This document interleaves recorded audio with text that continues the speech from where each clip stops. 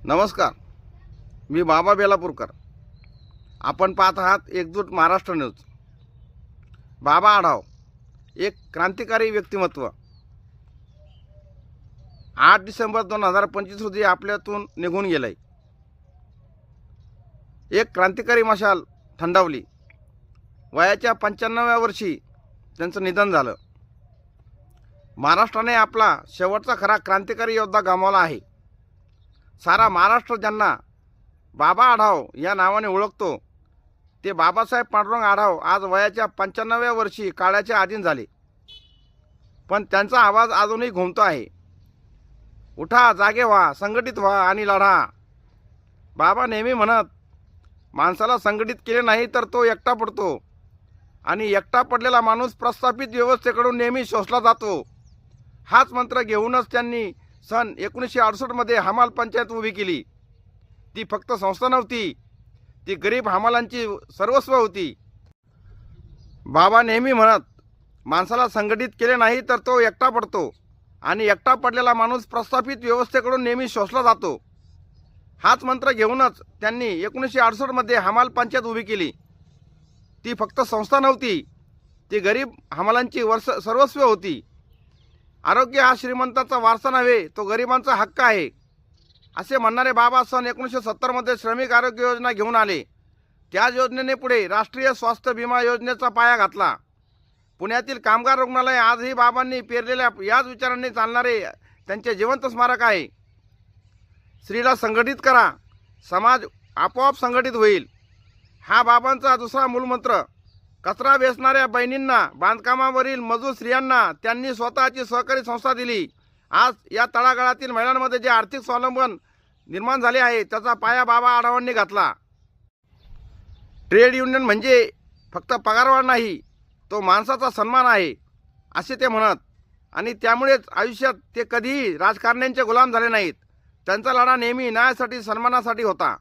शहरापेक्षा गावात जातीभेदाची तीव्रता अधिक जाणवते. अगदी 90च्या दशकापर्यंत गावात पिण्याचे व वापरण्याचे पाणी विहीर, आड, तळे, नदी इत्यादी स्रोताद्वारे भरले जाई. यात ब्राह्मणांसाठी वेगळा पाणवठा, मराठा ओबीसींसाठी वेगळा पाणवठा आणि दलित वंचितांसाठी वेगळा पाणवठा असा भेद केला जाई. बऱ्याचदा दलितांना पिण्याच्या पाण्याची काही सोय नसायची, त्यामुळे त्यांचे हाल व्हायचे. याविरुद्ध बाबा आढाव मैदानात उतरले आणि त्यांनी एक गाव एक पाणवठा हे आंदोलन सुरू केले. गावागावात असलेल्या जातीभेद मिटून पाण्यासारखा नैसर्गिक बाबींच्या उपभोगाचा सन्मान, सर्वांना अधिकार असावा, या पाठीमागचा उद्देश होता. एक गाव एक पाणवठा हे आंदोलन सामाजिक न्यायाच्या दिशेने एक महत्त्वपूर्ण पाऊल ठरले. रस्त्यावरचे आंदोलन हा त्यांचा श्वास होता. अगदी शेवटपर्यंत त्यांनी ही कास सोडली नाही. सन 2024 महाराष्ट्र विधानसभा निवडणुकीत प्रचंड झालेल्या मतदान घोटाळ्याविरोधात वयाच्या 54व्या वर्षी बाबा पुन्हा रस्त्यावर उतरले.